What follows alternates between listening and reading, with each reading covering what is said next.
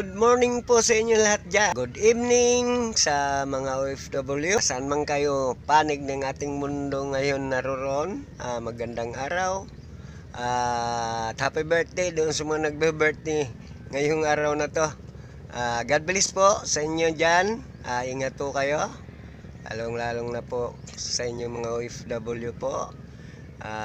Alam natin kasi nandiyan kayo sa malayo sa inyong mga pamilya. Naghanap buhay para po bigay sa inyong mga naiwan dito sa Pilipinas. Ayan po, nandito po tayo sa bahay kubo natin. Ayan, munting bahay kubo. Ayan, medyo hayahay dito. Magandang simoy ng hangin. Nagpapasalamat pa rin tayo sa Panginoon, no? Katatapos lang ngayon ng Holy Week. Nagbabalik po tayo sa ating magagandang gawain. Huwag na po tayo magkasala sana, pero hindi natin maiiwasan yung pagkakasala dahil habang nabubuhay po tayo, kaakibat na po natin sa bawat pagkilos natin. Kaya bago natin gawin yung mga dapat natin gawin, isipin muna natin mali para magkasala man tayo, hindi masyado, konti lang. Gusto ko lang po sa inyo ipakita yung tinatawag namin bintol dito. Kasi yung binibidyo natin ngayon, yung hanap buhay po natin. Pumupunta kami dito sa laot, pagkahapon hanggang gabi. Minsan inuumaga kami dito. Nangiilaw po kami ngayon ng dilis.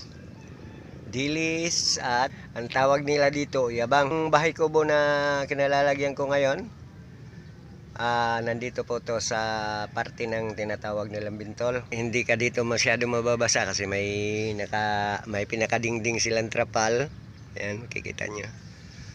Kaya masarap dito pagka summer, ganitong taginit. Kaso nga lang, malayo po tayo sa playa, no? Sasakay pa tayo dito na bangka. Ayan. Pero bawal to sa ibang tao. Nandito ganina yung may-ari. Gusto ko sana isali sila sa pagbibideo, hindi ko na inabutan. Kasi magre-renew sila ng kanilang bagong permit. Nung nakarang taon, kumuha rin sila ng permit para legal ang kanilang hanap buhay. Ito po yung bintol na sinasabi ko sa inyo na dito namin dinadala yung dilis na maano sa aming ilaw, yung kumbaga muaong diri sa among suga muna sa Sinibuano, salitang Bisaya. Muaong sa among suga na bulinaw, diri na mo dada sa tunga na kita ninyo makita ninyo, no? Ayan po, may 4 na kanto to. Bawat kanto maraming haliging kawayan yan kasi kailangan matibay ang pagkagawa kasi nandito yan sa laot yung bintol na ginawa nila. Nagpaalam lang po tayo guys sa may-ari para may video ito. Ayan, may mga sahig, may pisi dito. Ayan, kita nyo yung lubid, pisi. Ayan, doon sa kabilang kanto, kita nyo to, itong gumagalaw. Tapos doon sa ilalim, may ring po yan dyan, may lambat sa ilalim yan. Ayan, ito naman po doon sa kabila po, doon sa kabilang kanto na yun sa gitna. Ayan, ayan, mayroon din po katulad nito, itong tinatawag nilang galingan, parang driver ng barko. Iikotin po ito ganyan, ayan, para po mahila yung lambat sa ilalim. Ayan, bago po yan hilahin ng lambat, kaming nang iilaw po ng dilis, pumapasok po kami dyan sa gitna. Ayan, makikita yan dyan. Papakita ko po sa inyo. Ito po yung gitna niya. Ayan yung kanto. Tapos yung kabilang gitna, ayun. Ayan. Andun po yung bangka natin. Ayan, may mga sigpaw dito. Tinatawag nilang sigpaw. Ito po yung ginagamit nila pag kukunin na nila yung isda dito sa gitna. Sisigpawin na lang po nila yan. Ayan yung kabilang gitna po. Ayan. At may mga tinatawag boom. Ayan, para matibay. Ayan, nakakonekta yan dyan. Papunta naman dito sa baba, sa gitna na to. Kasi dito po yung ilinalagay yung ilaw din po dito. Kailangan po may ilaw din to sa gitna. Ayan, kikita nyo yung may pula na yan. Tapos dito sila papatong pagka sinasalok na nila yung huling isda dito. Ayan. Ito yung pinakagitna nila. Oh, ayan. Boom. May ilaw din yan dyan. Kita nyo. Ayan, kailangan po matibay yung pagkagawa nito. Pag gagawa kayo. Ayan, maraming kawayan na kailangan.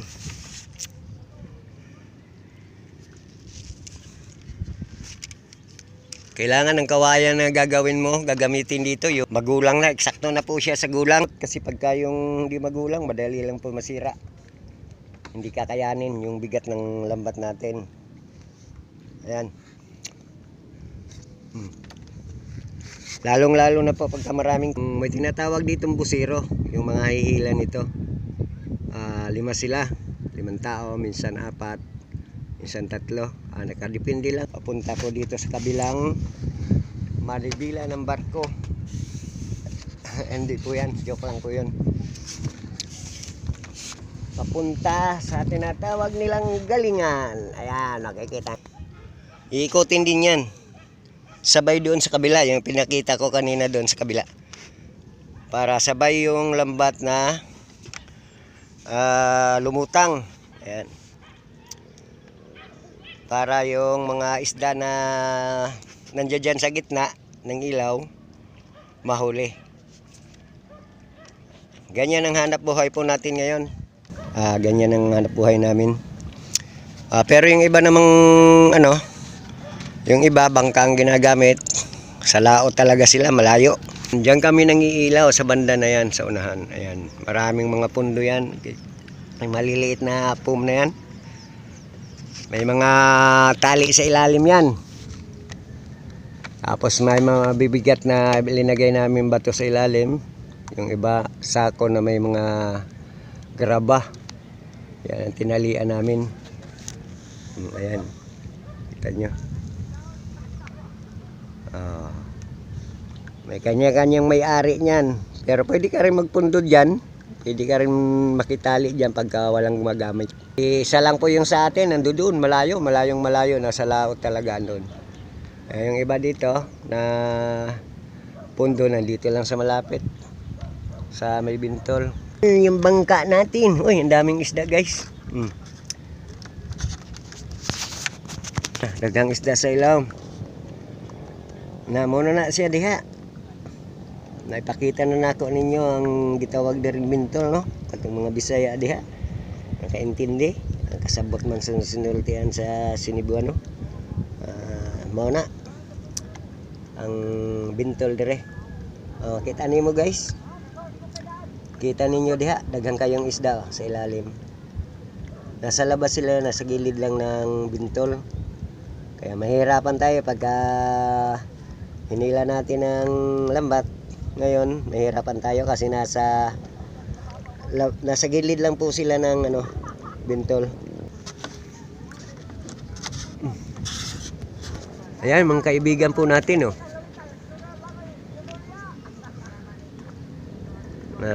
papalaot din sila. Ayan.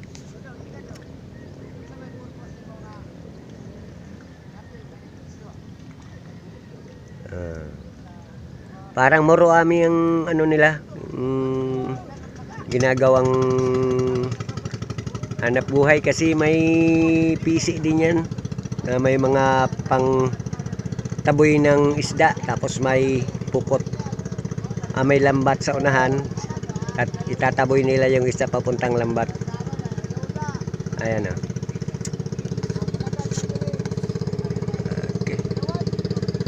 Papunta rin yan sila doon sa laot, doon sa may Kasi doon sa may unahan, mayroon dyan mga bato sa ilalim, yung may maraming corals. Dyan sila banda ng uhuli ng isda. Mike! Ay! Kel!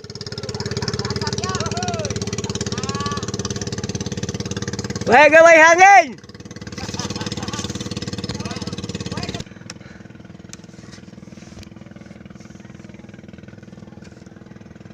Ayan, ipakita natin yung bintol na ginagamit namin sa panguhuli ng dilis at saka yung hipon. Bababa na po tayo kasi mainit ng araw. Uwi na po tayo guys. Ayan. Dahan tayo ng pagbaba para hindi mahulog yung cellphone natin.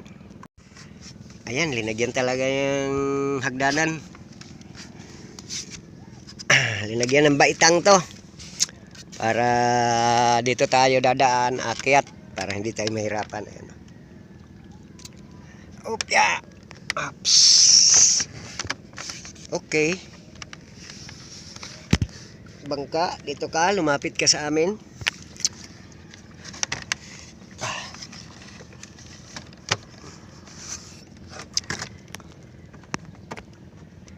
Ayan.